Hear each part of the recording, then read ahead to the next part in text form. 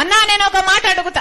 రాజశేఖర రెడ్డి గారు కాంగ్రెస్ పార్టీలో నాయకుడిగా ఉన్నాడు. రాజశేఖర రెడ్డి గారికి కాంగ్రెస్ పార్టీ 2 సార్లు ముఖ్యమంత్రి అయ్యే అవకాశం ఇచ్చింది. రాజశేఖర రెడ్డి గారు చనిపోయిన తర్వాత మనం ఏ రాజశేఖర రెడ్డి గారి పేరుని ఎఫ్ఐఆర్ లో కాంగ్రెస్ పార్టీ చేర్చింది అని అనుకున్నామో అది అబద్ధమని నా గుండె నమ్ముతుంది, నా మనసు నమ్ముతుంది. కాబట్టే ఈ రోజు కాంగ్రెస్ పార్టీలో చేరాను. నేను సోనియా గాంధీ గారిని, రాహుల్ గాంధీ గారిని పర్సనల్ గా కలిశాను. వాళ్ళు నన్ను పిలిచి కూర్చోబెట్టి నాకు చెప్పిన విషయం, తల్లి మేము రాజశేఖర రెడ్డి గారి పేరును ఎఫ్ఐఆర్ లో చేర్చలేదు, మాకు విషయం తెలియదు.